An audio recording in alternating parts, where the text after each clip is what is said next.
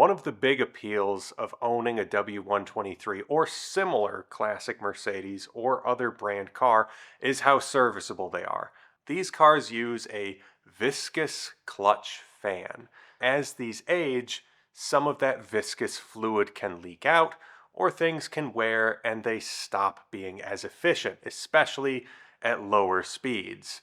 So if you're having an issue where your car is overheating in traffic when you're idling, it could be that your viscous fan is acting up. Now, most of the time, this is something you just replace the clutch, but I have heard you can service these clutches. You can replace the fluid that's in there or refill the fluid that's in there, and you use a silicone lubricant.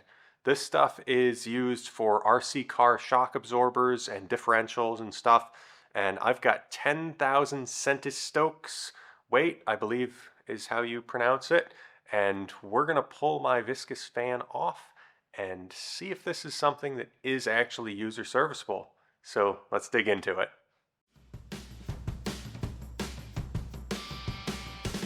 Down in the front of our engine bay here, you can see our clutch fan here and how I can rotate this with the engine off.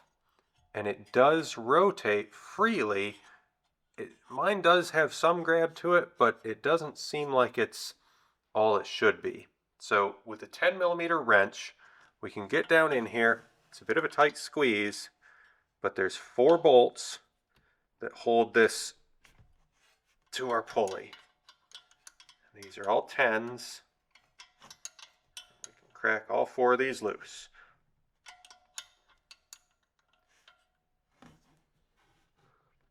These are 10mm, but the problem is some 10mm wrenches aren't machined very well. So what you can do is get a 3/8 wrench. Now, you probably want to avoid using a good wrench, like I've got an SK brand here. SK makes really good wrenches. But conveniently, I found this wrench that I have right here, and this is a UO-DOUS, UDOUS, I guess, UDOUS. I've never heard of them. It's probably some cheap Chinese brand or something. So we're going to take this UDOUS wrench and just hammer this on. This is a 3/8.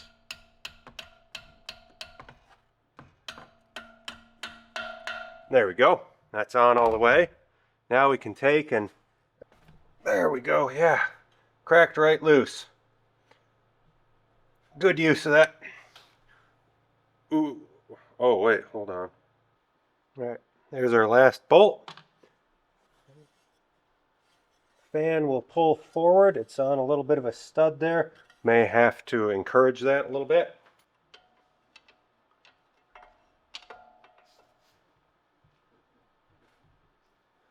Go. Wiggle it loose.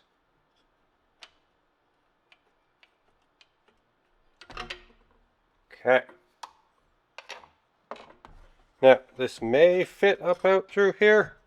Yep, it will. If it won't, we could have removed this cowl. It's just a couple clips, but there we have, our fan is out. So let's take this over to the bench and I'll show you our next steps. We're gonna clean all this nast off of here. It's got just caked on dirt from years of use. So I've got some old gas here that I can use as a solvent, and we're just gonna clean all this up. We can see on either end of this little metallic strip here in the middle, on one side it's completely closed off and on the other side it is not. So this side that's not, probably won't see it that great on camera, but if we come in here and push this down, slide it towards us, it pops up out. Then that strip can come out. See, there's our little strip. And then in the center right here, we have this little pin. If we pull that little pin out, down in that hole is where oil goes. Now, the exact volume of oil that's meant to go in here, I'm not really sure. We're going to put some in and see what happens. I might need a syringe to actually put this stuff in.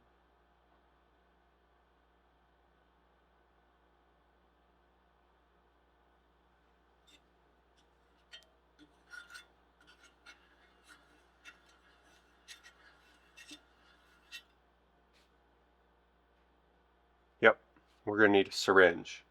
Well, in the end, this ended up being my preferred setup. I clocked the fan at about a 45-degree angle inside the vise, but where I could still spin it with my hand easily. And I oriented it like this with this little divot on the bottom. And I could take the syringe even without the needle on the end and just squirt the oil in there.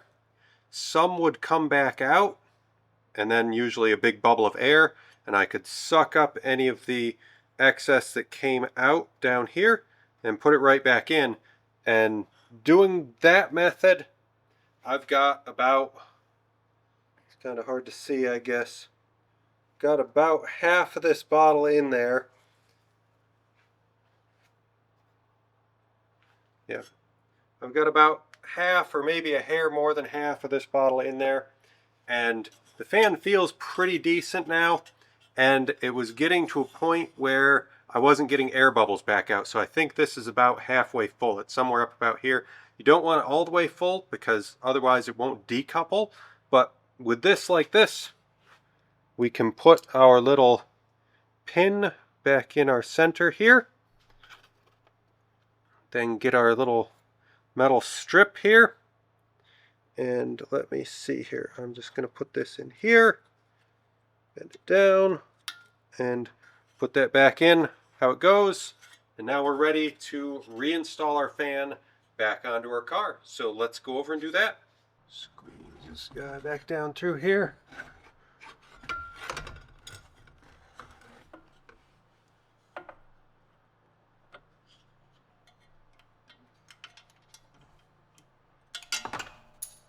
Back here.